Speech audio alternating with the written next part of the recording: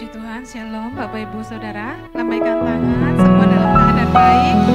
Saya undang Bapak Ibu untuk bangkit berdiri. Kita persiapkan ibadah kita pagi hari ini dalam tangan Tuhan. Kami mengangkat hati dan tangan kami di hadapan Engkau Tuhan. Tanda kami sungguh-sungguh mau memberikan pagi hari ini, hari ibadah kami yang menyukakan Engkau Tuhan. Pujian pengagungan kami kepadamu. Kami menyerahkan Tuhan minggu pertama ini Tuhan, dan sepanjang bulan Tuhan di tahun 2022 ini yang terakhir, kami serahkan dalam tangan Tuhan, dalam rencana Tuhan, dalam jalan-jalan Tuhan. Terima kasih Kau memberkati setiap umat-Mu pagi hari ini Tuhan, dan melimpahkan kami dengan kasih-Mu yang sempurna. Terima kasih Tuhan, kami mengucap syukur hanya di dalam nama Yesus. Haleluya. Tetap dalam hadirat Tuhan, saudara boleh duduk kembali. Terus hati kita arahkan, hati dan jiwa kita menyembah Tuhan. Katakan Engkau baik, Engkau baik Tuhan. Terima kasih. Haleluya. Ini umat-Mu menyembah Engkau Tuhan. Ini umat-Mu berterima kasih untuk kebaikan Tuhan.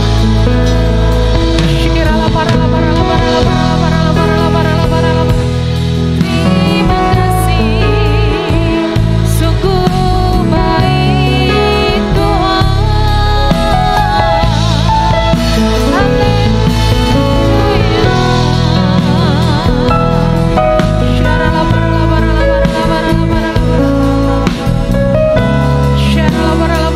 Nyatakan kerinduan kita bagi anak Tuhan. Tuhan, ku rindu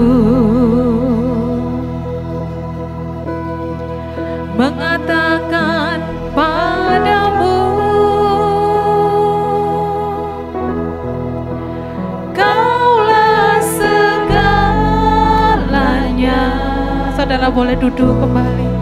Dalam hidupku, mengenal isi hatimu, aku pun bersyukur. Akulah putramu, putra raja. Ku puji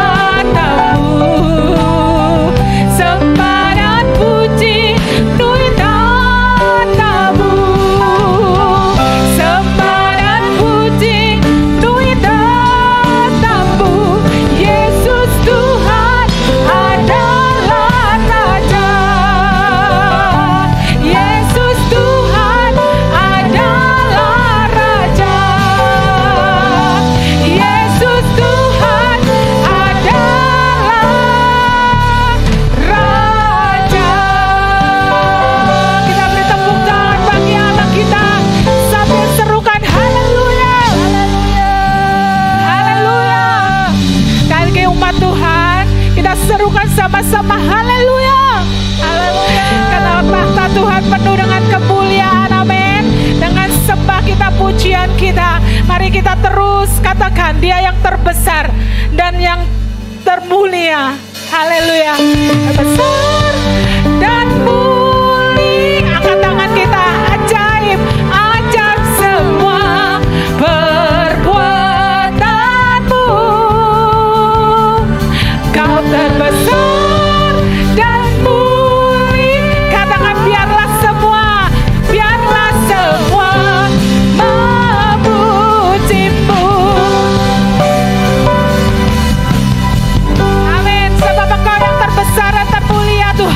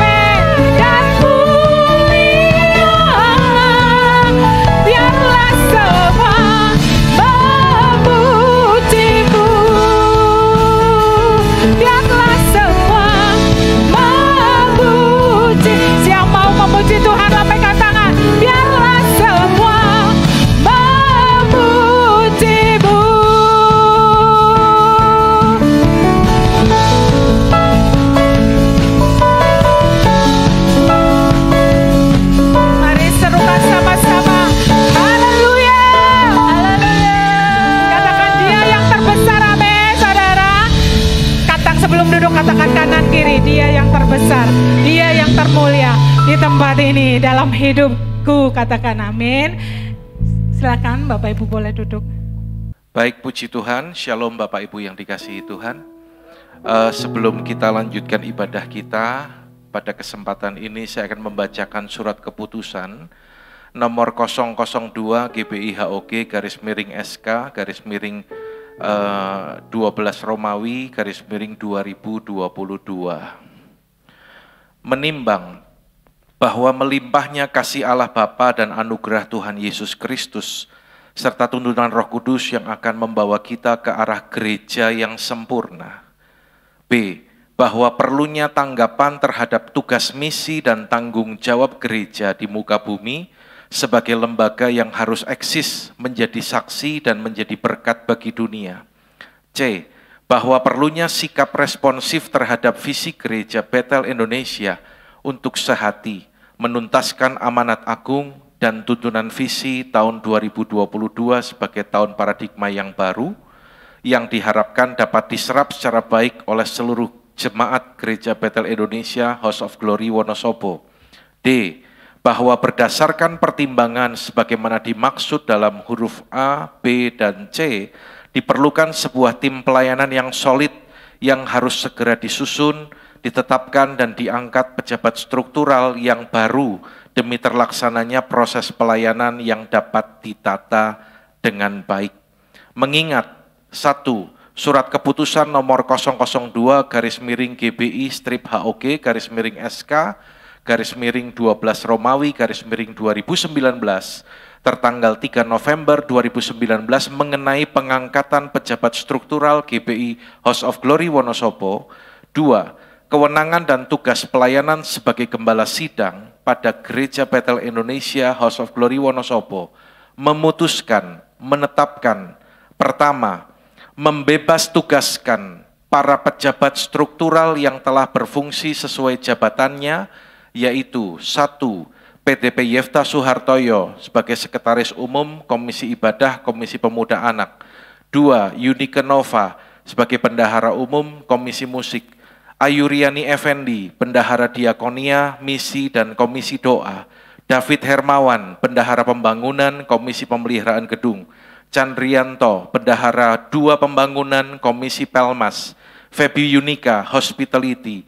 Ade Hananto, Manajer Operasional Ibadah Komisi Pembangunan. PDP Abdi Setiawibowo, Bidang Acara Khusus Komisi Multimedia.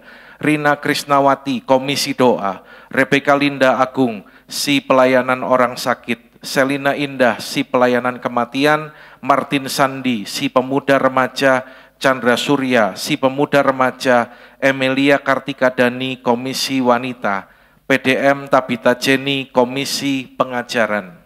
Kedua, para pejabat struktural yang namanya disebut di atas wajib menserah terimakan apa yang telah menjadi kewenangannya sebagai bentuk laporan pertanggungjawaban semasa periode melaksanakan tugas dan tanggung jawabnya. Ketiga, surat keputusan ini berlaku mulai tanggal ditetapkan dengan ketentuan apabila terdapat kekeliruan dalam penetapannya akan diperbaiki sebagaimana mestinya. Ditetapkan di Wonosobo 4 Desember 2022, Gembala Sidang Pendeta Timotius Andi. Dan untuk selanjutnya, untuk periode ke depan akan segera dibentuk struktur yang baru untuk pelayanan kita yang lebih baik lagi. Puji Tuhan, terima kasih buat perhatiannya. Kita akan menyaksikan pengumuman.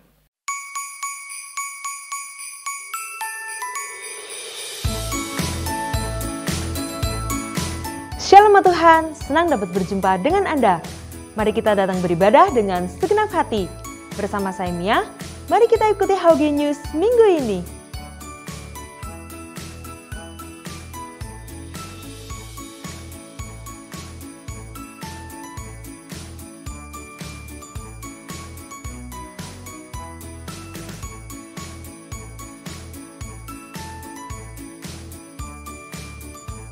Selamat bagi yang berulang tahun di bulan Desember. Kiranya berkat dan penyertaan Tuhan selalu mengiringi langkah Anda.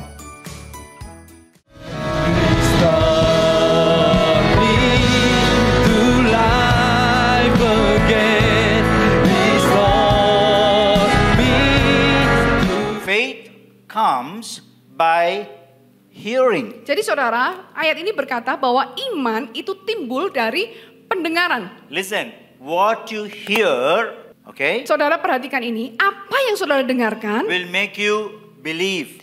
akan menjadikan saudara itu percaya. Masuk aja nggak bisa berdiri. Sekarang gimana rasanya ibu? Udah enak. Who healed you? Come on, Siapa yang somebody. menyembuhkan ini saudara?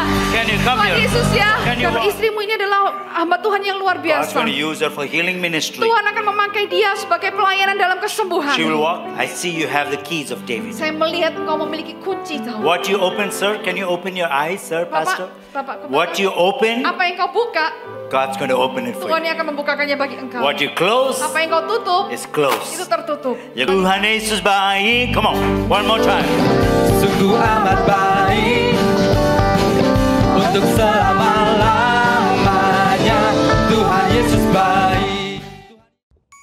Alami kuasa dan hadirat Tuhan dalam Morning Call yang diadakan setiap Selasa, Kamis, dan Sabtu jam 6 melalui Zoom. Bagi Anda yang sedang sakit dan membutuhkan dukungan doa, dapat memberikan informasi ke sekretariat dan akan didoakan dalam Morning Call. Oke, konsentrasi. Tepuk 2, 3.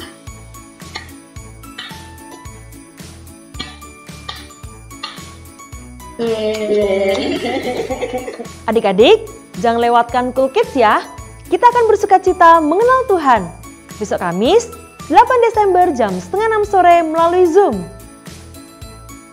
Mengingatkan bagi seluruh pelayan Tuhan untuk hadir dalam Menara Doa Pelayan Jemaat yang akan diadakan pada Jumat, 9 Desember jam setengah 7 malam di tempat ini. Kaum wanita, jangan lewatkan Natal WBI yang akan diadakan pada Rabu, 7 Desember jam 4 sore di Rumah Makan Dewani, dress code putih, dan akan diadakan tukar kado dengan harga minimal 10.000. Dapatkan tiketnya dengan harga 30.000.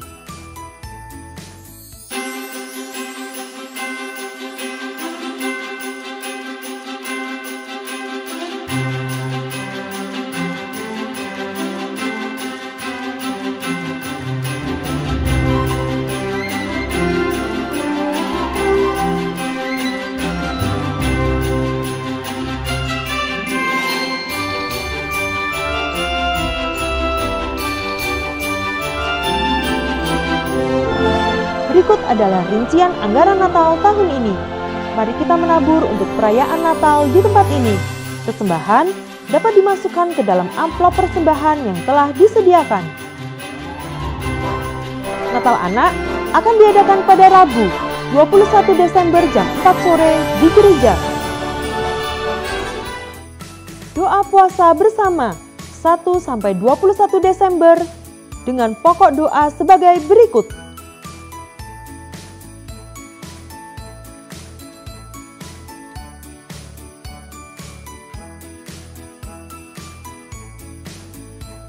Jenis puasa ditentukan masing-masing pribadi dan lebih banyak masuk menara doa.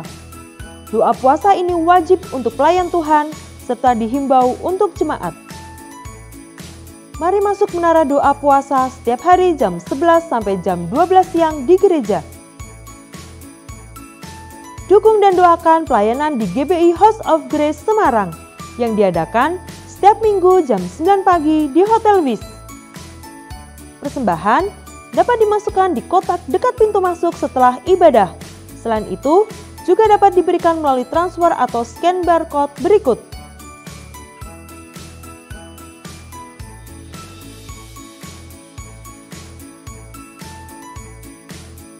Demikianlah hendaknya terangmu bercahaya di depan orang, supaya mereka melihat perbuatanmu yang baik dan memuliakan Bapamu yang di surga. Demikian HOG News minggu ini. Tuhan Yesus memberkati.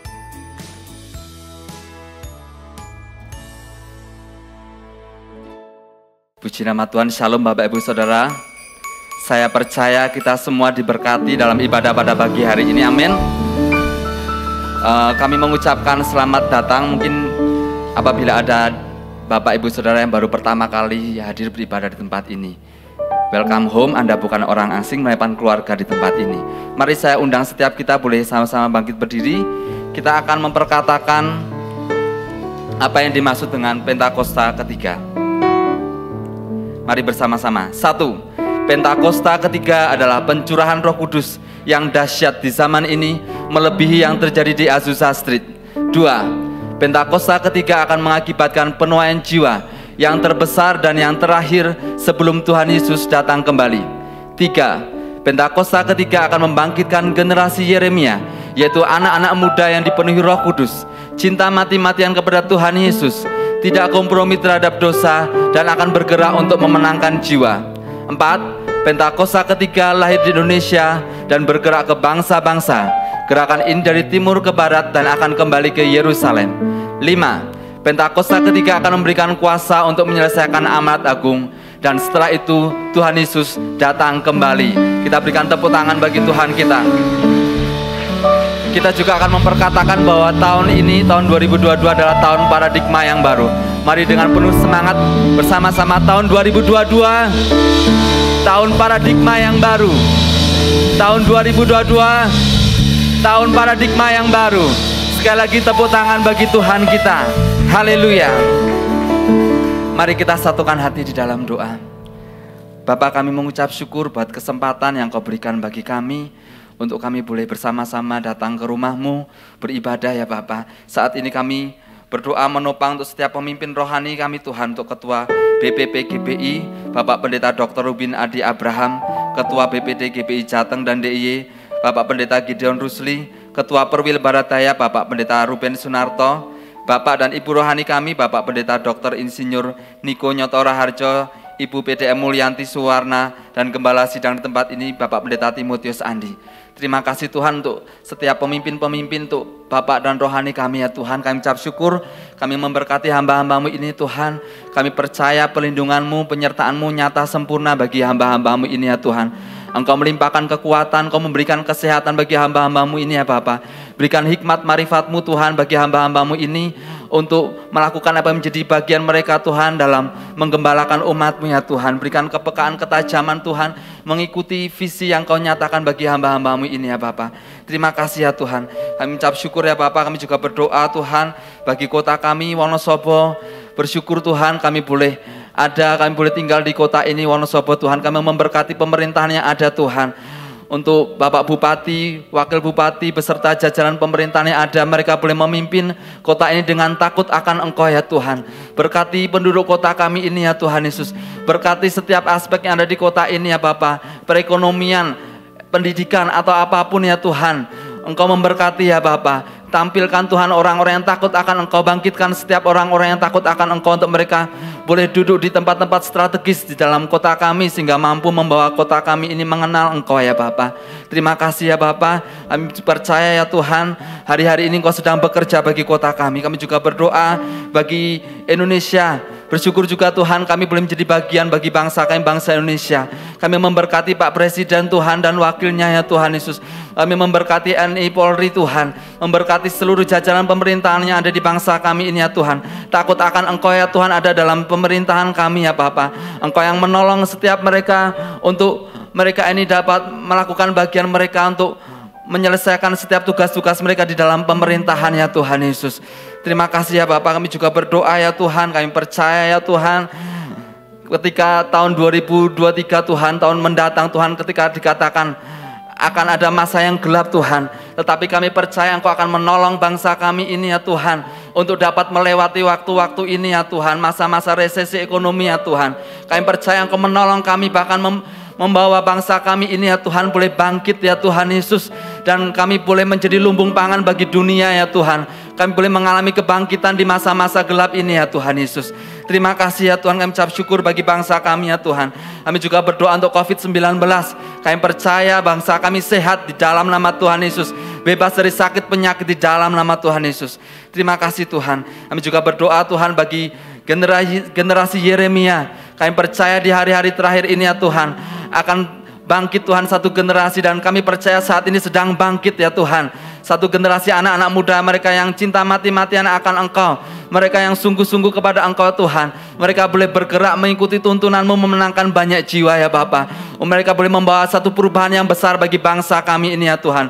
Bangkitkan Tuhan generasi Yeremia ya Tuhan, di setiap keluarga, di setiap gereja-gereja ya Tuhan, secara khusus di gereja-Mu ya Tuhan. Terima kasih ya Tuhan, dalam nama Tuhan Yesus. Kami juga berdoa bagi Yerusalem. Shalom Yerusalem. Biarlah damai sejahtera Allah berlimpah-limpah atas Yerusalem. Dan kami juga akan memberikan persembahan. Kami mengucap syukur buat segala berkat yang Kau limpahkan bagi setiap kami Tuhan. Kami mau memberikan persembahan dengan sukacita, karena kami tahu apa yang kami berikan boleh dipakai untuk pelebaran kerajaan-Mu. Makasih Tuhan Yesus, dalam nama Tuhan Yesus, haleluya. Amin. Ini waktumu Roh Kudus, penuhi setiap hati yang haus akan-Mu. Ku lakukan perkara yang mustahil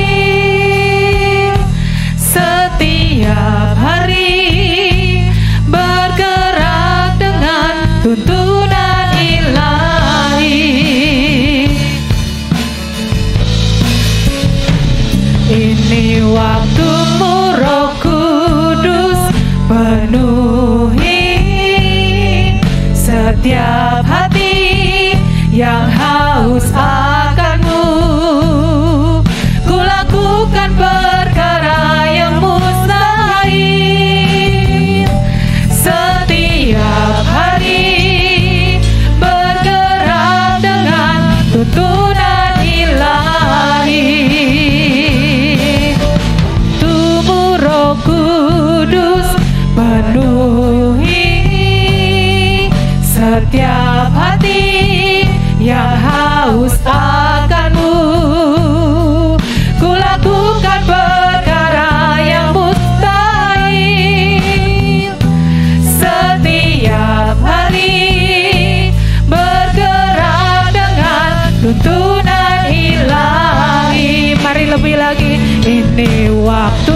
Mari saya undang hambanya, penuhi setiap hati yang haus akan-Mu. Ku lakukan perkara yang mustahil setiap hari, bergerak dengan tuntunan ilahi.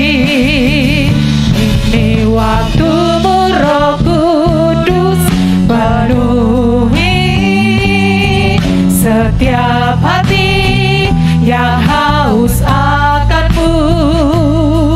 Ku lakukan perkara yang mustahil setiap hari, bergerak dengan tuntunan ilahi. Kami merasakan hadirat Tuhan pagi hari ini. Dan sebelum kami mendengar firman, hamba-Mu berdoa bagi setiap anak-anak-Mu Tuhan, jemaat-Mu yang berulang tahun di sepanjang bulan Desember ini. Jika Bapak Ibu yang berulang tahun di bulan Desember, angkat tangan-Mu di hadapan Tuhan. Bapak hamba berdoa, biarlah pengurapan Tuhan terus Kau limpahkan bagi setiap anak-anak-Mu Tuhan. Pakai menjadi alat, pakai menjadi saksi-Mu Tuhan, ketika mereka bergerak melangkah dalam kehidupan pribadi, pekerjaan, dalam pelayanan, dalam keluarga, semuanya diberkati Tuhan bagi kemuliaan Tuhan. Dan sebentar kami juga akan mendengar firman. Kami percaya pengurapan Roh Kudus yang akan membuat kami mampu untuk mengerti dan menangkap kebenaran firman. Jauhkan dari kami Tuhan hati yang keras, tapi berikan kepada kami hati yang selalu taat kepada firman-Mu. Pakai hamba-Mu menjadi alat yang sempurna. Sesuatu yang ilahi itu yang boleh hamba-Mu sampaikan menjadi berkat dan mengubahkan seluruh kehidupan umat-Mu Tuhan yang adalah murid-murid-Mu. Terima kasih di dalam nama Tuhan Yesus Kristus. Haleluya. Yang siap diberkati katakan amin. Tepuk tangan sekali lagi bagi Tuhan kita. Baik, puji Tuhan. Silakan duduk Bapak Ibu. Shalom Bapak Ibu yang dikasihi Tuhan. Saya melihat wajah-wajah yang bersukacita pagi hari ini. Saya percaya kita semua berbahagia, bersukacita karena kita ada di rumah Tuhan. Dan kita membuka hati kita akan mendengar kebenaran firman Tuhan, yaitu dengan judul Revival atau kebangkitan rohani. Katakan sama-sama revival, saudaraku. Bilang kanan kiri saudara, revival. Ya, puji Tuhan. Semua rindu mengalami revival atau kebangkitan rohani. Saudara, mari kita buka hati kita dan saya berdoa supaya semua boleh menangkap pesan Tuhan yang kuat ini. Supaya sungguh-sungguh kita dipersiapkan untuk memasuki tahun yang baru, tahun 2023 mendatang. 2023 adalah the year to rise up, be victorious. Tahun untuk bangkit jadi pemenang. Katakan amin, saudaraku. Berikan tepuk tangan bagi Allah kita. Yang mau bangkit, berikan tepuk tangan bagi Tuhan kita. Puji Tuhan. Nah, saudara, kita melihat nats kita dalam Roma pasal yang ke-6 ayat yang ke-4. Dengan demikian kita telah dikuburkan bersama-sama dengan Dia oleh baptisan dalam kematian, supaya sama seperti Kristus telah dibangkitkan dari antara orang mati oleh kemuliaan Bapa, demikian juga kita akan hidup dalam hidup yang baru. Katakan amin.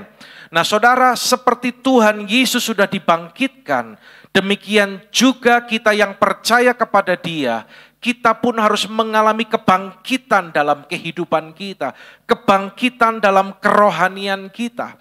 Kata revival berarti kebangkitan rohani. Ini adalah hal yang sangat penting, saudara.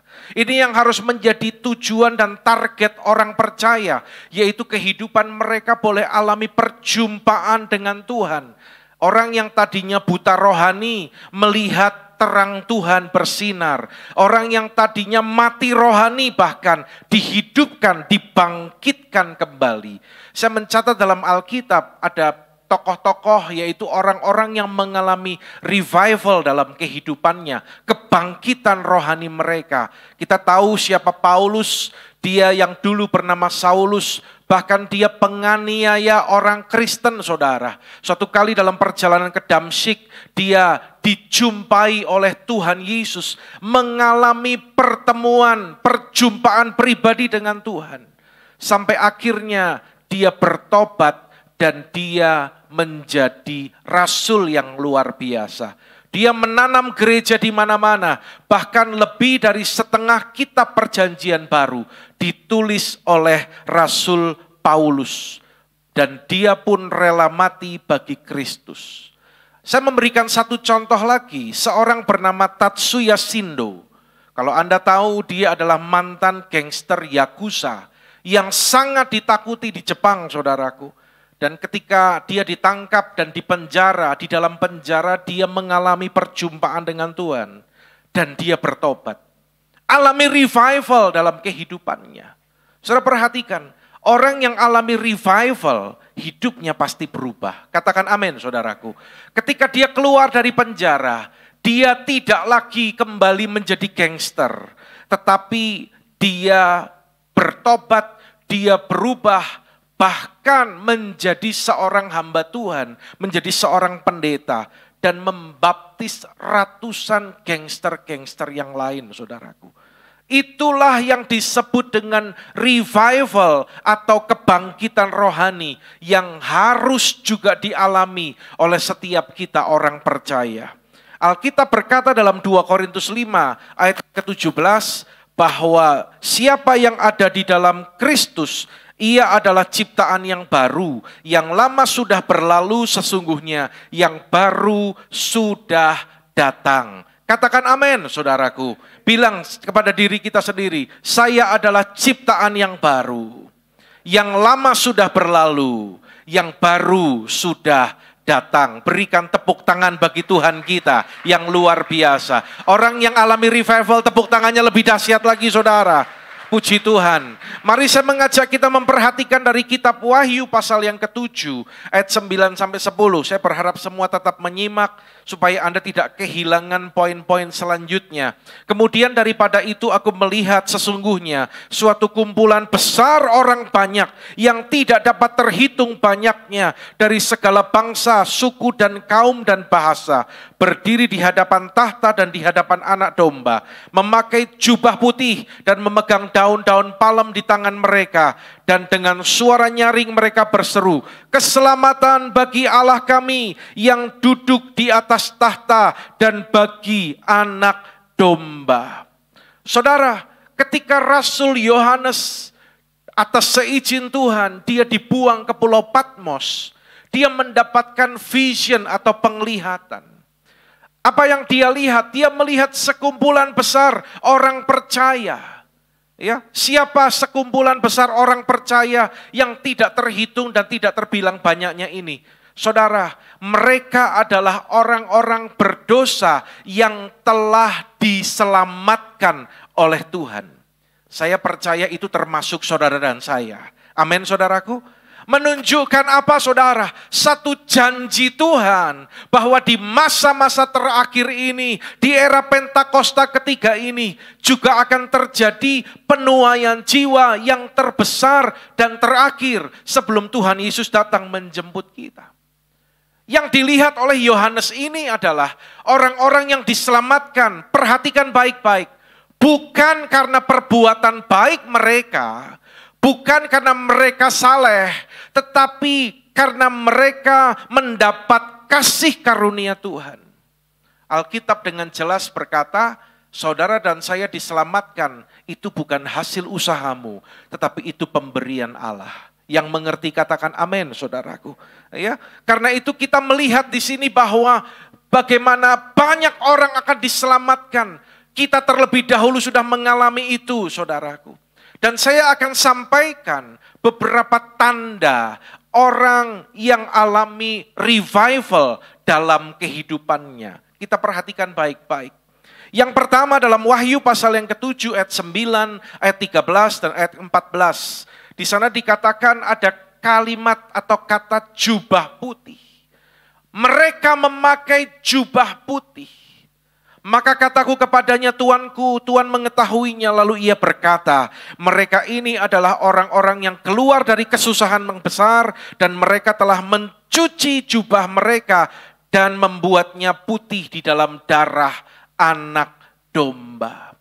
Saudara, yang pertama, ketika kita memperhatikan dalam kitab Wahyu ini, tanda orang yang alami revival dalam kehidupannya adalah hidup kudus. Katakan sama-sama, hidup kudus. Ya.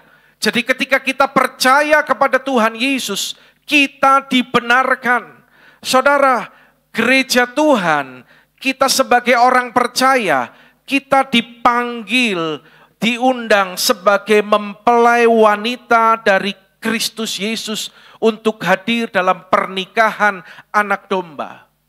Sang mempelai pria kita adalah Kristus. Sekali lagi, kita orang percaya yang sudah diselamatkan oleh darah Yesus, kita diundang untuk datang sebagai mempelai wanita dalam perjamuan kawin anak domba. Mempelai prianya adalah Tuhan Yesus Kristus. Syaratnya apa, saudara? Mereka mengenakan apa? Tadi mereka mengenakan apa? Jubah. Semua. Mereka mengenakan apa? Jubah putih. Sebagai mempelai wanita syaratnya apa? Anda kalau lihat pengantin, ada enggak pengantin itu pakai daster, saudara? Ya, belum lama Cik Tintin, Pak Edi berbahagia karena salah satu putrinya menikah. Tinggal satu ya Cik ya, puji Tuhan ya. Senang ya, didandanin yang cowok ganteng ya. Saya lihat di sosmed dan saya ucapkan selamat juga kepada mereka. Waktu itu saya ada bersama-sama mendoakan ketika apa itu ya Cik? Lamaran ya. Wanitanya didandani cantik pakai gaun. Wah, itu gaunnya pasti tidak murah ya. Pernah Anda lihat pengantin wanita pakai daster? Rambutnya masih roll-rollan, saudaraku.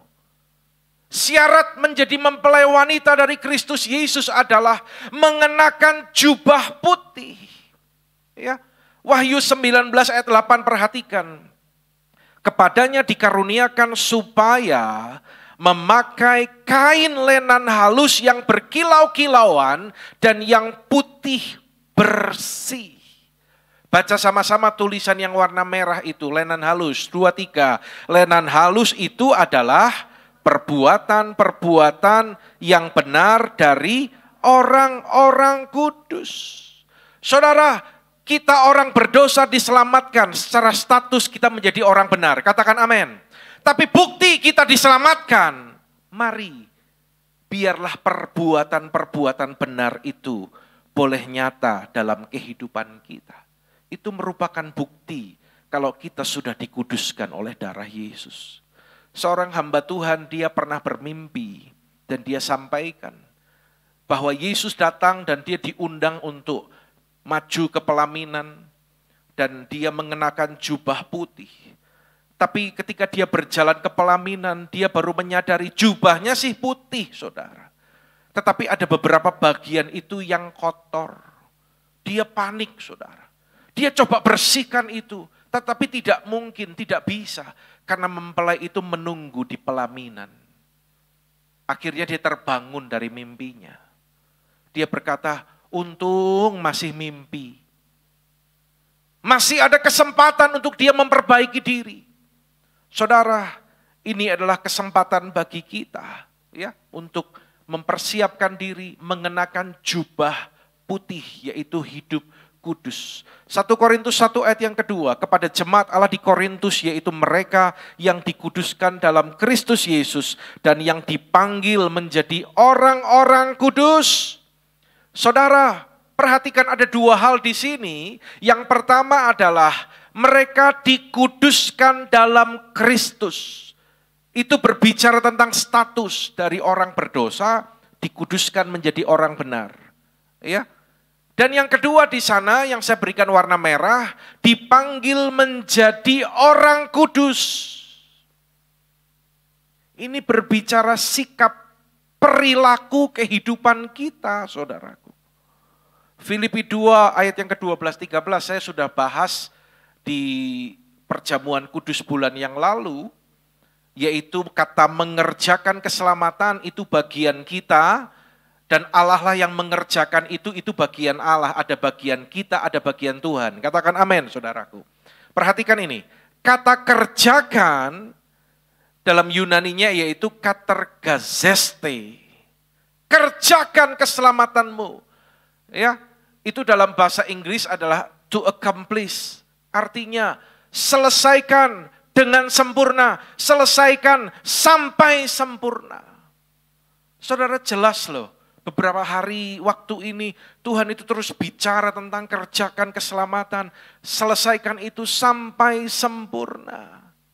Karena keselamatan itu bukan hanya ketika saudara dan saya selamat dan tidak dihukum di neraka. Bukan selesai sampai di sana, bukan saudaraku. Tetapi Alkitab berkata sesuai dengan Roma 8 ayat yang ke-29. Bahwa keselamatan itu juga berbicara kita menjadi serupa dengan Yesus Kristus. Karena Allah lah yang mengerjakan di dalam kita. Sampai di sini yang menangkap, lambaikan tangan saudara. Tepuk tangan bagi Allah kita, saudara. Orang yang alami revival, tepuk tangannya lebih semangat lagi. Ya. Allah yang mengerjakan itu energein. Jadi rupanya energen itu ambil dari kata ini, saudara. Satu kali ada cerita, ada 2 ekor lalat di Bandara Soekarno-Hatta. Lalat Jakarta tanya ke yang satunya, lalat, kamu asalnya dari mana? 2 jam yang lalu saya masih di Bandara Juanda, kata lalat yang satunya, Surabaya. Enggak mungkin. Sayap kamu kan kecil, mana mungkin 2 jam kamu terbang ke Jakarta. Nanti dulu, sayap saya memang kecil. Dan ketika saya ada di Bandara Juanda, saya melihat ada pesawat Garuda. Saya tinggal masuk ke pesawat yang besar itu, dan saya diam, pesawat besar itu terbang ke Jakarta. Dan ketika landing, saya turun dari pesawat. Biarin sayap saya kecil. Tetapi karena pesawat yang besar itu, saya bisa sampai ke Jakarta. Dengar baik-baik saudaraku. Itulah energein. Kita tidak bisa, kita tidak mampu. Tetapi ketika saudara ada di dalam Kristus dan Kristus di dalam kita, maka kuasanya yang besar itu memampukan kita. Untuk apa? Untuk hidup kudus. Ya. Untuk melakukan perbuatan baik. Untuk kita boleh menjadi serupa seperti Kristus. Pengudusan, bulan lalu juga saya sampaikan ini, yaitu sanctification. Ada posisional, yaitu darah Yesus menyucikan kita sekali untuk selama-lamanya, dari orang berdosa menjadi orang benar. Yang kedua adalah progresif. Progresif itu setiap hari kita mengerjakan bagian kita, harus ada progres, harus ada kemajuan, ya. Dan yang ketiga adalah perfected. Perfected ini apa, saudara? Yaitu ketika nanti kita di sorga, kita sudah mengalami pengudusan secara sempurna. Jadi posisional itu saat Anda dan saya lahir baru, ya. Progresif saat kini, sekarang ketika kita menjalani keselamatan, dan perfected nanti ketika kita di sorga. Seorang bapak gereja bernama Agustinus, dia pernah menyampaikan ada 4 tingkat moral manusia. Kita perhatikan ya. Yang pertama adalah bisa berdosa. Itu adalah ketika manusia, yaitu Adam, dia jatuh dalam dosa. Sebelum dia jatuh dalam dosa, kondisi manusia itu bisa berdosa. Karena Tuhan ciptakan manusia bukan seperti robot. Tuhan ciptakan dengan kehendak bebas atau free will untuk bisa menentukan mana yang benar, mana yang salah. Lalu yang kedua adalah tidak bisa tidak berdosa. Setelah manusia jatuh dalam dosa, dia tidak bisa kalau enggak berdosa. Artinya dia terbelenggu oleh dosa itu, ya. Termasuk keturunan Adam yang ada di bumi yang belum lahir baru. Yang ketiga, bisa tidak berdosa. Siapa dia? Yaitu saudara dan saya. Kita yang sudah dilahirkan kembali. Kita yang taat kepada firman dan Roh Kudus. Bisa tidak berdosa. Dan yang luar biasa adalah tidak bisa berdosa. Yaitu ketika nanti kita di sorga dan kita sudah mengalami kesempurnaan. Kita tidak mungkin di posisi 1 dan 4 sekarang. Kenapa? Yang 1 itu Adam, waktu dia ngalami itu, yang keempat nanti di sorga. Jadi kemungkinannya cuman perhatikan poin yang kedua dan ketiga. Pilihannya cuman ini saudara, ya, tidak bisa tidak berdosa atau bisa tidak berdosa. Itu pilihannya. Jadi kalau orang bilang aku sih mau tapi aku enggak bisa, sebenarnya bukan kita bisa atau tidak, tapi mau tidak. Ingat lalat energein, ya. Anda pilih yang mana? Pilih yang nomor 2, tidak bisa kalau tidak berdosa, atau pilih yang nomor 3, bisa, aku bisa, tidak berdosa. Saya berdoa supaya kita pilih yang nomor 3. Amin saudaraku. Yang kedua, kita cepat ya, karena cukup banyak hari ini yang saya mau sampaikan, biar Anda pulang kenyang. Amin. Yang mau kenyang katakan heeh saudaraku ya. Wahyu 7 ayat 9 ya. Mereka memegang daun-daun palem di tangan mereka. Saudara, dari Wahyu pasal yang ke-7 ini kita melihat bahwa tanda yang kedua dari kehidupan orang yang alami revival, orang-orang yang tidak terbilang dan tidak terhitung banyaknya itu, ada sukacita. Saudara, sebagai orang yang diselamatkan, Tuhan mau kita itu hidup bersukacita. Karena ini adalah lambang kegembiraan, lambang kemenangan. Jangan kita mengaku orang percaya sudah lahir baru, maaf. Tapi wajahnya perengat-perengut, saudara. Orang ketemu senep, maaf saudaraku. Justru orang belum percaya Tuhan, ketemu kita, mereka antusias bergairah. Ya, satu kali saya servis mobil, Cortez, Wuling Cortez ini, kalau saya servis di Jogja. Dan sambil nunggu saya di showroom, saya lihat ada tamu datang nanya AIU ke sales. Saya dengar salesnya ini jelaskannya kok nggak lancar ya. AAUU gitu ya, nggak bisa. Saya maju. Gimana Pak, ini mobil keren Pak, saya bilang. Mobil ini enak, mobil ini nyaman. Percaya sama saya, selama ini untuk segmen yang sama dengan mobil ini, paling nyaman Cortez. Loh engkau kok tahu, saya pakai. Kalau saya bilang saya pakai, itu enggak ada lawan saudara. Artinya apa? Kalau saudara ngalami, Anda jadi saksi, itu tidak ada lawan saudaraku.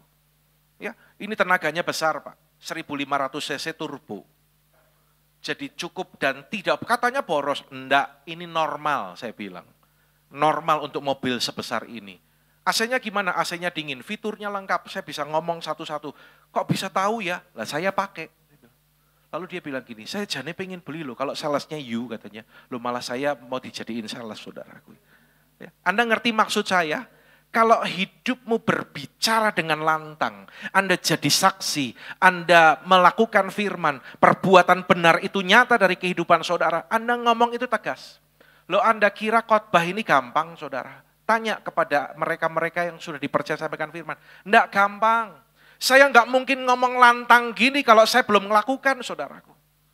Firman itu bermata dua, ke sana dan ke sini.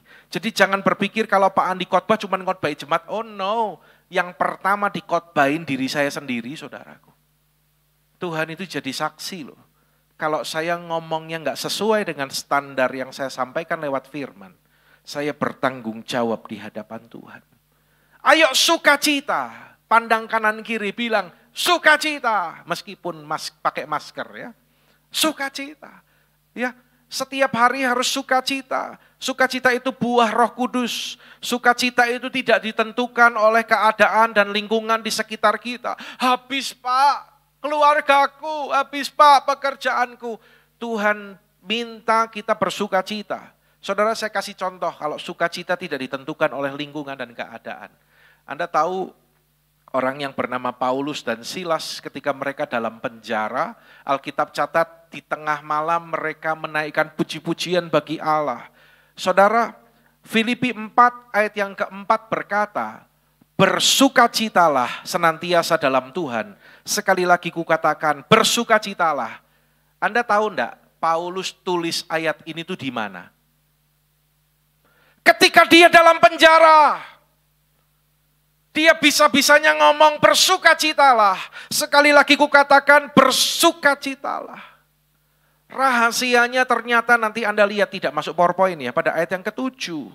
Damai sejahtera Allah yang melampaui segala akal akan memelihara hati dan pikiranmu dalam Kristus Yesus. Ya.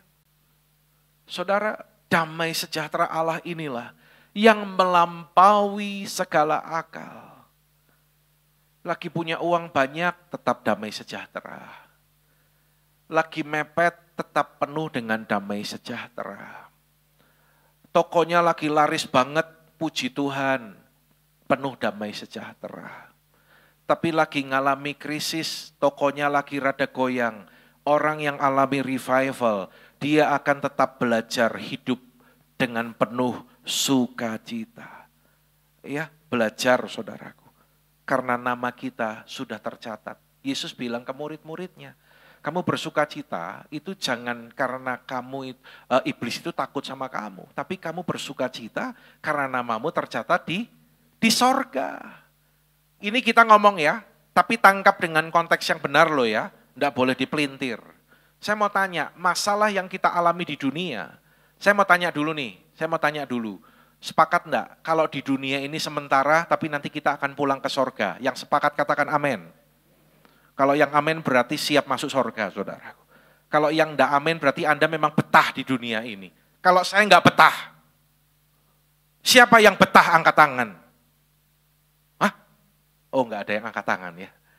Saudara, masalah di dunia ini, pergumulan, pekerjaan, krisis, sakit, saya mau nanya. Ujung-ujungnya, pol-polnya itu apa?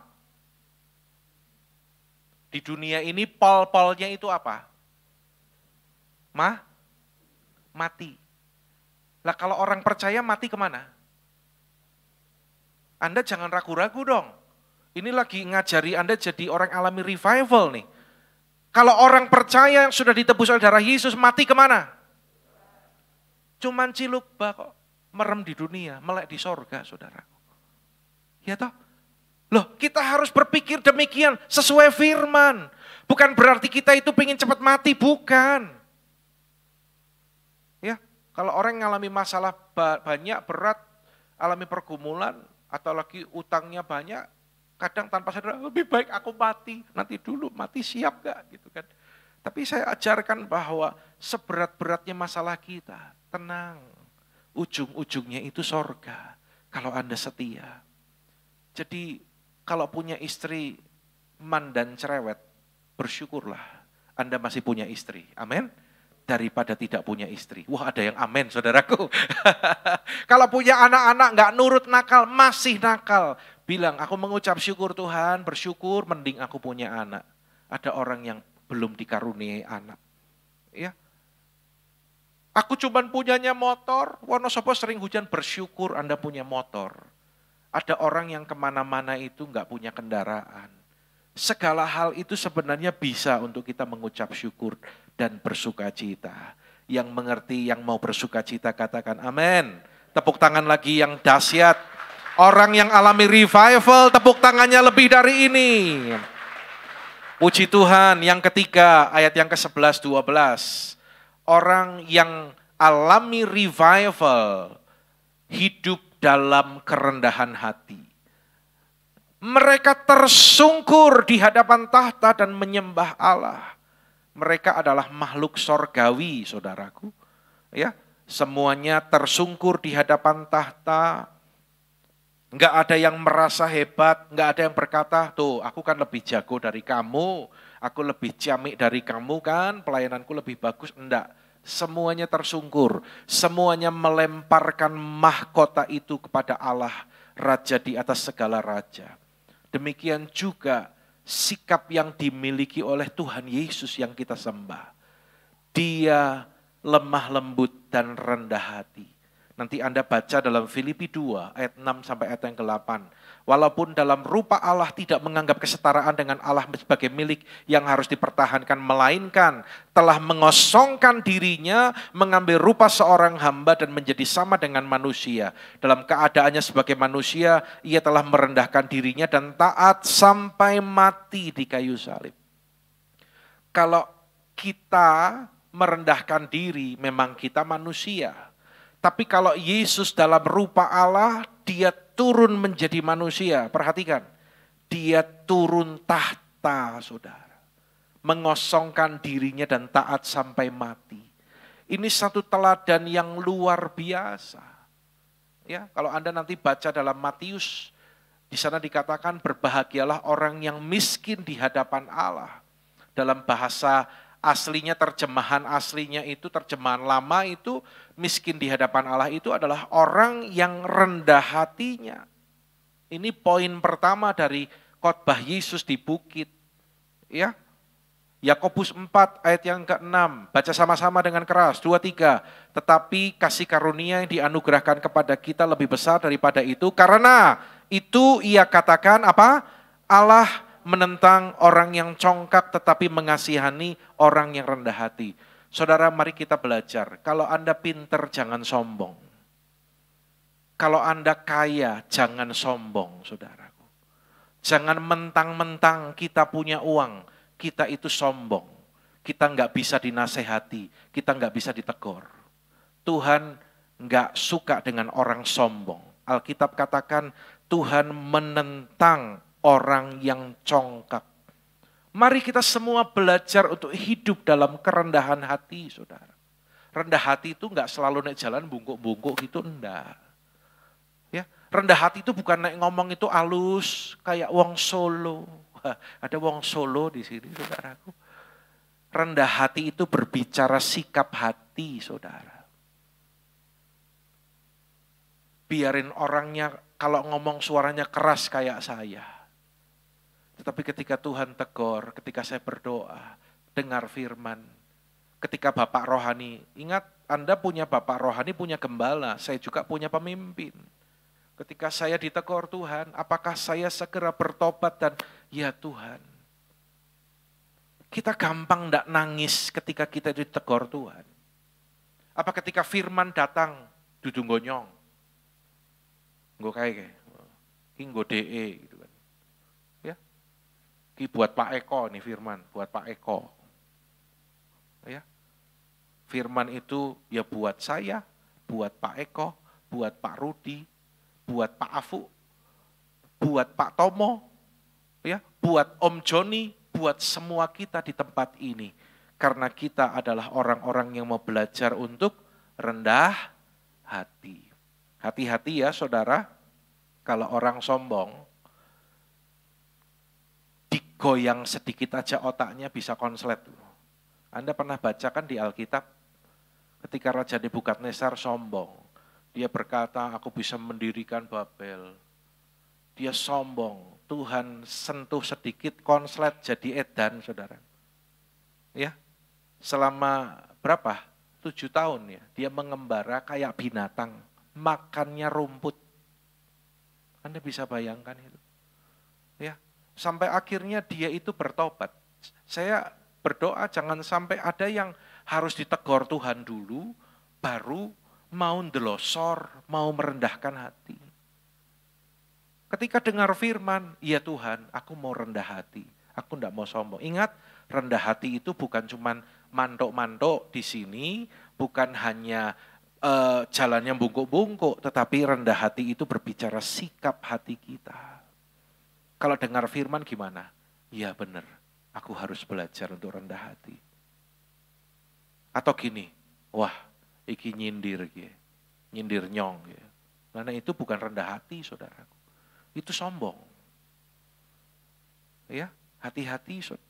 Nebukadnezar sampai akhirnya dia bertobat, dia merendahkan diri, baru Tuhan pulihkan. Setelah itu dia enggak berani sombong lagi. Bilang kanan kiri, hati-hati. Bilang gini, capcay lebih enak daripada rumput. Ya. Bayangin raja itu makanannya itu steak. Gara-gara dikonsletin sama Tuhan karena dia sombongnya luar biasa. Jadi makan suket, saudaraku. Yang kedua adalah seorang bernama John Lennon. Dia adalah salah satu tim atau salah satu pendiri dari The Beatles. Suatu kali ketika dia konser di Filipina, dia sesumbar. Sesumbar itu nantang loh, ngomong gini, Yesus itu memang terkenal, tetapi kami The Beatles lebih populer. Enggak lama, saudara. Ketika mereka konser di New York, dia ditembak oleh penggemarnya sendiri. Langsung mati di tempat, saudaraku. 8 Desember 1980. Sombong dia. The Beatles lebih populer dari Yesus. Coba sekarang nanya anak SD lah. Tahu John Lennon? Apa Lennon? Tapi Anda tanya anak kelas 2 SD. Kenal Yesus? Oh tahu Tuhan Yesus yang mati di salib. Ternyata memang Tuhan Yesus di atas segala-galanya. Tepuk tangan bagi Allah kita. Nggak boleh som. Nggak boleh som. Sepakat? Ingat, rendah hati itu bukan mandok-mandok, bukan bungkuk-bungkuk. Bukan di depan Pak Andi, tapi di belakang, gitu. Nggak boleh, kita harus hidup apa adanya. Jangan apa adanya. Jangan ada apanya. Hidupnya apa adanya, jangan ada apanya, saudaraku. Kita sama-sama berproses, kita sama-sama disempurnakan oleh Tuhan. Mari saudara, ya. Kalau dengar sesuatu, ayo cross check, tanyakan. Kalau Anda dengar temanmu mungkin berkata-kata tidak baik, Anda dengar dari orang lain gitu ya. Tanya, kok aku dengar dari dia, kamu ngomong gitu ya tentang aku, bener enggak? Tanya, enggak apa-apa. Tapi jangan baper dulu. Pancen dia ternyata. Saudara tahu enggak, dunia ini dalam kendali kuasa si jahat. Nanti satu kali saya setelin video, bagaimana di alam fisik kan kita duduk nih rapi pakai jas, pakai apa, orang di luar ya kelihatan fisik, ada yang olahraga, ada yang apa. Tapi di alam roh itu, setan-setan itu berseliweran, saudaraku. Roh-roh jahat itu mengelilingi hidup orang-orang yang belum percaya kepada Tuhan Yesus dan berusaha untuk menjatuhkan orang percaya. Jadi mereka, si jahat ini berusaha untuk buat saudara kecewa, buat saudara takut, buat saudara down, buat saudara baper. Akhirnya apa? Kecewa. Kalau orang kecewa sama pendeta, ujung-ujungnya dia bisa kecewa sama Tuhan, saudara. Kadang orang tidak sadar, kalau dia benci seorang hamba Tuhan, sebenarnya hamba Tuhan itu yang pilih siapa sih, saudara? Memang saya katakan ada hamba Tuhan yang benar, apa yang tidak. Ada hamba Tuhan yang di pandemi ini banyak hamba Tuhan yang gugur. Karena apa? Mungkin dulu waktu pelayanan dia Yesus. Ketika pandemi diproses, diuji, nggak tahan, akhirnya menyerah. Tapi seorang hamba Tuhan itu siapa yang pilih? Kalau kita nggak suka, kalau kita melawan seorang hamba Tuhan, saya punya prinsip gini, saya dulu punya bapak rohani almarhum Pak Ruby ya, sampai sekarang pun saya jadikan beliau bapak rohani saya. Saya nggak akan berani untuk berpikir negatif tentang dia, saudara. Meskipun tidak sempurna, meskipun kadang Pak Ruby juga kata-katanya ada yang nggak pas buat saya, tetapi saya nggak berani berpikir negatif, apalagi menghakimi beliau. Kenapa? Saya tahu bukan Pak Ruby-nya, tetapi yang di atas Pak Ruby itu siapa? Otoritas Tuhan. Kenapa Tuhan senang dengan orang yang menundukkan diri? KKR kemarin, ya, salah satunya Fuwei kemarin dapat nubuatan yang luar biasa, dan kuncinya Tuhan katakan lewat hamba Tuhan yang melayani, Pastor Joshua Paul, engkau akan diangkat, engkau akan dipercaya hal yang besar. Kuncinya adalah apa? Penundukan diri. Orang yang menundukkan diri kepada otoritas, kepada gembala kul, kepada pemimpin, tandanya ia sedang menundukkan diri kepada Tuhan. Tapi kalau orang memberontak pemimpin, tanpa sadar, dia juga sedang memberontak kepada siapa? Kepada Tuhan. Karena itu Tuhan senang kepada penundukan diri dari anak-anaknya. Kenapa? Kalau dia mengerti penundukan diri kepada otoritas, tandanya dia juga menundukkan diri kepada Tuhan dan firman. Lah kalau hamba Tuhannya nggak benar gimana Pak? Saudara, Anda kira Tuhan itu kurang kuasa? Kalau saya nggak benar, contoh ya, sebagai hamba Tuhan, kalau saya nggak benar nih, kalau saya menyimpang nih, gampang nggak sih Tuhan itu buat saya turun dan tidak melayani lagi? Kurang besar apa kuasa Tuhan? Ya, jadi ayo kita lakukan bagian kita. Pemimpin bisa salah. Beliau Pak Ruby juga bisa salah. Tetapi saya selalu menempatkan diri apa? Aku mau menjadi pribadi yang menundukkan diri kepada pemimpin. Saya nggak pernah ngomong nggak baik tentang pemimpin saya. Itu saya. Nggak tahu kalau saudara. Saya berani ngomong karena saya lakukan. Saya nggak pernah ngomong negatif. Apalagi kumpul sama teman-teman, oh, memang Pak Ruby itu gini. Nggak pernah, saudara. Ya, ayo kita belajar. Dan yang keempat, waktunya cepat sekali ya. Udah selesai nih harusnya. Waktunya udah habis. Mau selesai apa mau lanjut? Yang benar. Biasanya kesusu pulang. Hah? Sampai kalau Pak Gembala mau ketemu, waduh ini Pak maaf saya kesusu Pak, kesusu. Kalau minggu ibadah itu jangan kesusu.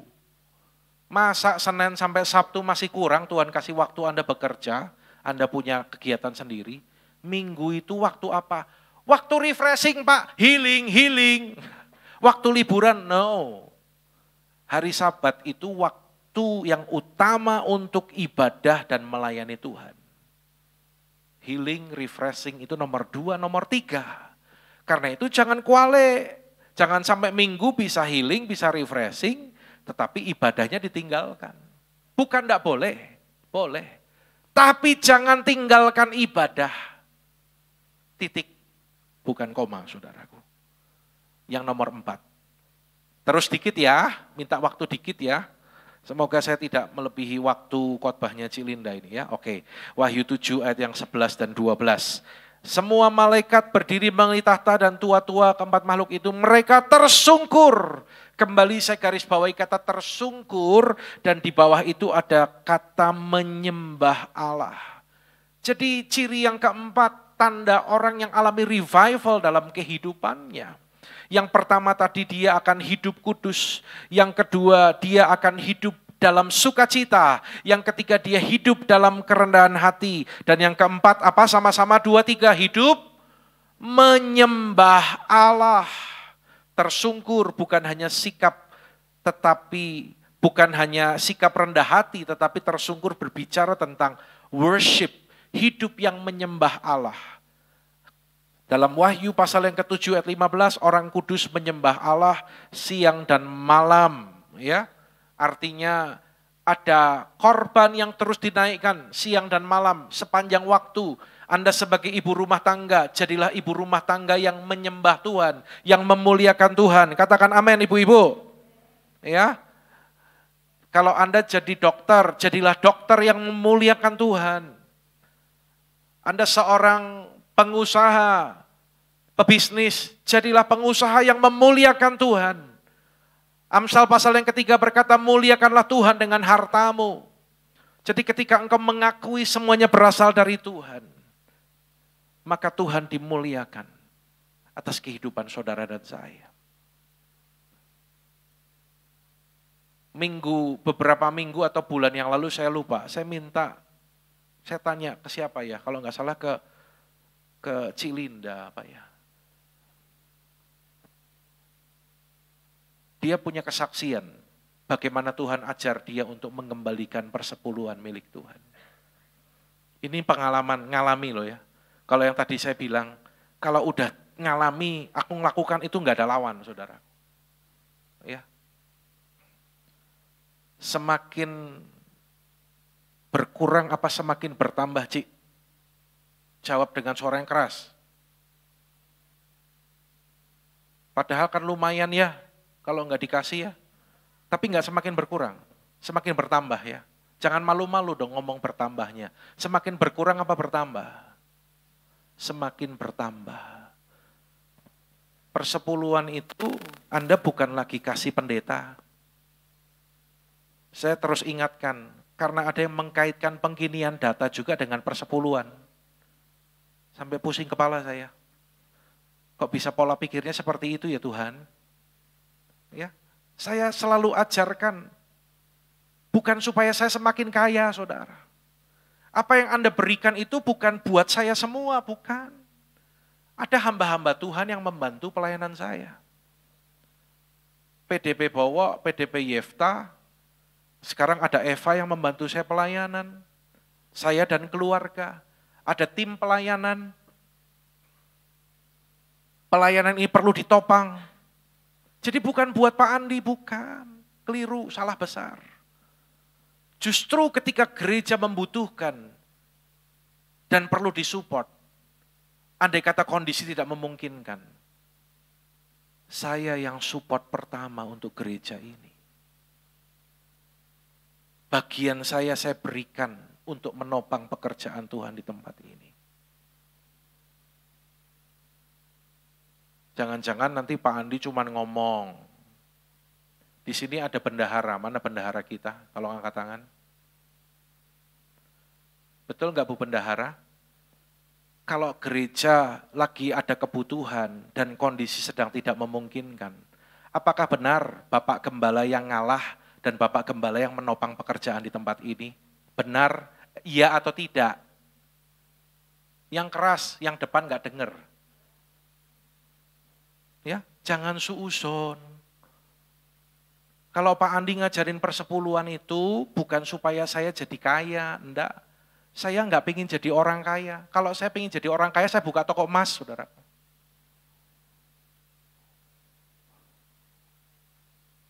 Biarin sana toko Agung, saya toko emas Timotius. Saya melayani Tuhan itu karena saya mengasihi Tuhan dan mengasihi jiwa-jiwa. Dan saya ajarkan ini kunci loh saudara, supaya Anda itu diberkati Tuhan. Ya, sekali lagi catat, ini ada di YouTube nanti, supaya Anda diberkati Tuhan. Tuhan membukakan tingkap langit, mencurahkan berkat, ya terserah Anda mau diberkati Tuhan enggak. Apa Anda cuma mau 2 tambah 2, 4? 4 tambah 4, 8? Atau Anda mau mengalami 5 roti 2 ikan bisa untuk 5.000 orang. Itu terserah keputusan Anda. Tugas saya ngajarin. Yang penting kalau belum mudeng, belum mau melakukan, diam. Jangan banyak omong. Jangan suuzon. Yang kedua, ketika engkau mengembalikan milik Tuhan, Tuhan menjauhkan, menghalau bagimu belalang pelahap, belalang pencuri berkat. Wong janji Tuhan sedemikian kok kadang anak-anak Tuhan itu enggak mudeng, enggak ngerti.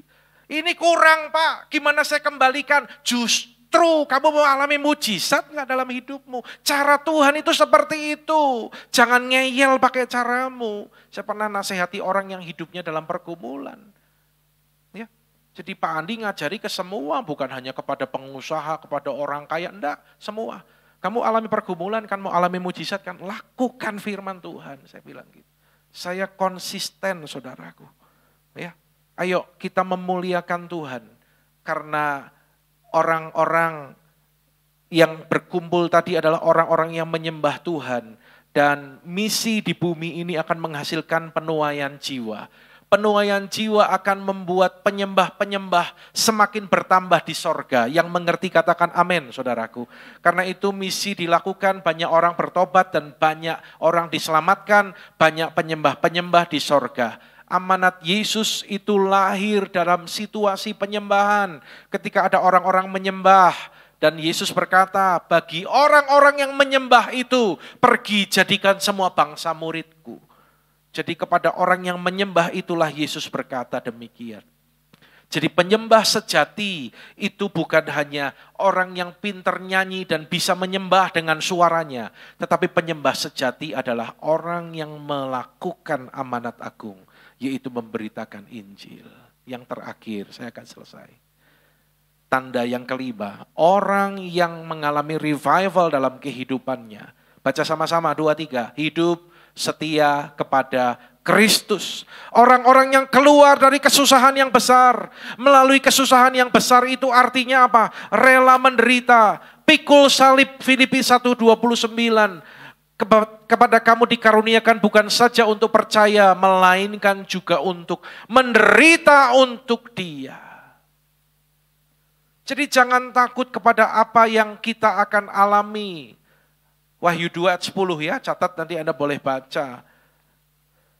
Karena iblis melemparkan beberapa orang dari antaramu ke dalam penjara supaya dicobai dan kamu beroleh kesusahan selama 10 hari. Hendaklah engkau setia sampai mati dan aku akan mengaruniakan kepadamu mahkota kehidupan. Dengan cepat saya tutup di sini. Janji bagi orang yang alami revival dalam kehidupannya. Saudara lihat nanti, baca lebih teliti dalam Wahyu pasal yang ke-7. 15-17 semuanya ada di sana. Ya, saudara yang akan dialami apa? Ini semuanya dari 15 sampai ayat yang ke-17. Tuhan bentangkan kemahnya, artinya Tuhan siapkan bagi kita rumah di sorga. Tidak lapar dan tidak haus lagi, ini berbicara penyediaan Allah. Ya, terlindung dari panas terik matahari, ini berbicara apa? Proteksi dan perlindungan Tuhan. Hari-hari ini kita perlu proteksi dan perlindungan Tuhan. Resesi ekonomi di depan mata, tetapi Tuhan janji gini, anak-anak Tuhan yang setia, yang melakukan firman, ada di kerajaan yang tidak tergoncangkan. Yang percaya katakan amin. Saudara, Tuhan menggembalakan, artinya apa? Ada pimpinan, ada tuntunan. Dan Tuhan menuntun ke mata air hidup, artinya ada kesegaran dalam kehidupan kita. Ada pengurapan yang baru, hapus air mata, artinya apa? Ada sukacita kekal. Dan yang luar biasa, kita akan bersama Dia selamanya. Katakan amin. Tepuk tangan bagi Allah kita. Bereskan Alkitab, saya undang kita bangkit berdiri, kita akan selesaikan ibadah dan masuk dalam perjamuan kudus. Haleluya, terima kasih Tuhan.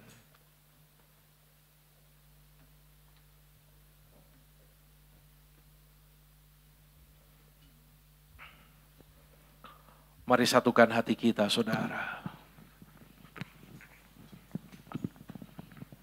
Oralaba shikarala barala.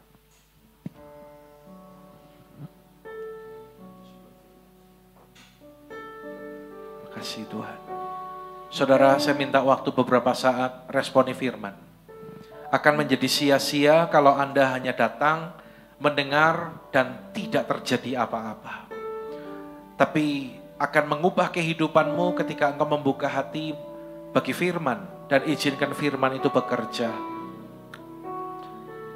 Saudara, tanda orang yang alami revival dalam kehidupannya, dia akan hidup kudus. Bukan berarti langsung sempurna, saudara. Tetapi Alkitab katakan orang yang benar, dia tidak terus-menerus berbuat dosa. Ada progres. Jika ada dosa yang masih tersembunyi, tidak ada orang yang tahu. Ayo bereskan. 1-2 menit ini akui di hadapan Tuhan. Akui dengan sungguh-sungguh. Secara pribadi katakan, ampuni aku Tuhan. Ampuni aku Tuhan. Orang yang alami revival, dia akan hidup bersukacita. Katakan, Tuhan, aku mau bersukacita. Karena sukacita itu adalah perintah Tuhan. Tidak terkondisikan oleh keadaan.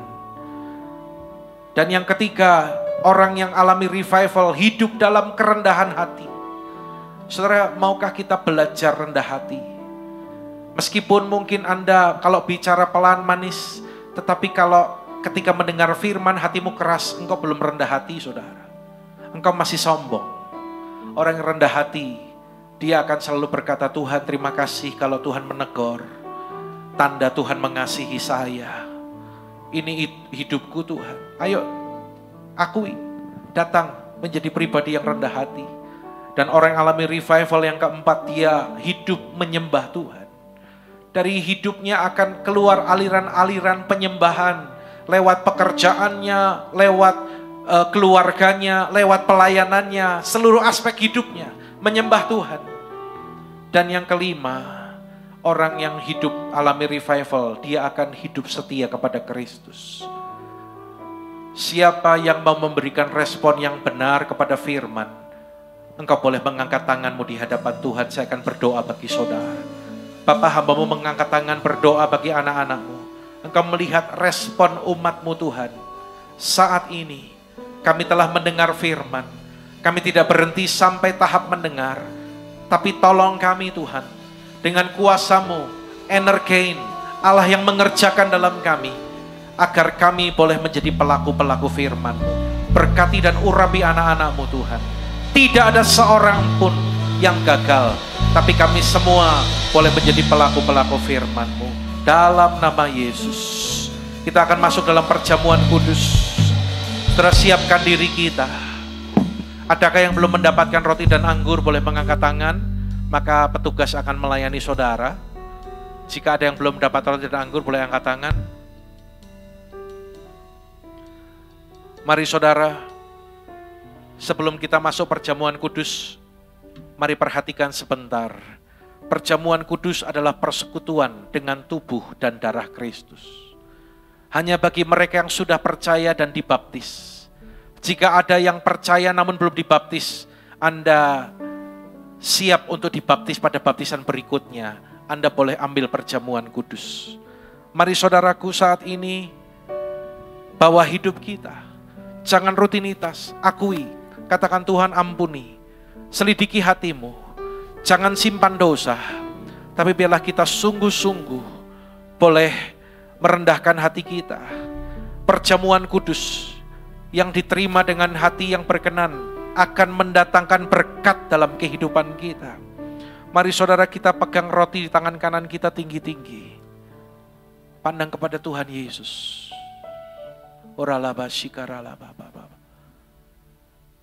Kuduskan kami Tuhan. Engkau yang tahu hati kami. Kami mau menerima perjamuan kudus dengan cara yang berkenan. Saudara yang dikasihi Tuhan, sebab apa yang telah kuteruskan kepadamu telah aku terima dari Tuhan, yaitu bahwa Tuhan Yesus pada malam waktu yang diserahkan mengambil roti, angkat di tangan kanan kita tinggi-tinggi. Dan sudah itu ia mengucap syukur atasnya, ia memecah-mecahkannya dan berkata, inilah tubuhku yang diserahkan bagi kamu, perbuatlah ini menjadi peringatan akan aku. Sering dikasihi Tuhan, bukan roti yang kita pecahkan adalah persekutuan dengan tubuh Tuhan kita Yesus Kristus, katakan amin. Makan dengan iman dalam nama Yesus.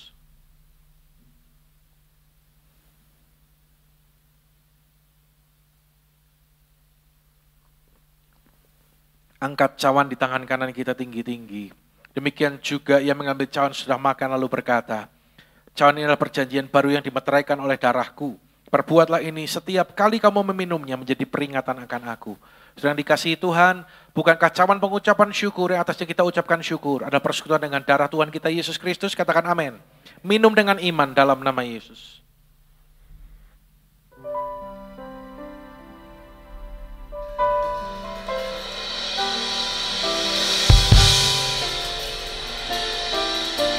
Kita berikan tepuk tangan bagi Allah kita, haleluya. Pujian bagi Allah kita. Shikara baba baba baba la bala bala bala bala bala bala bala bala bala bala shandana na na na. Terima kasih Yesusku, terima kasih Yesusku. Puji syukur hanya bagi Tuhanku.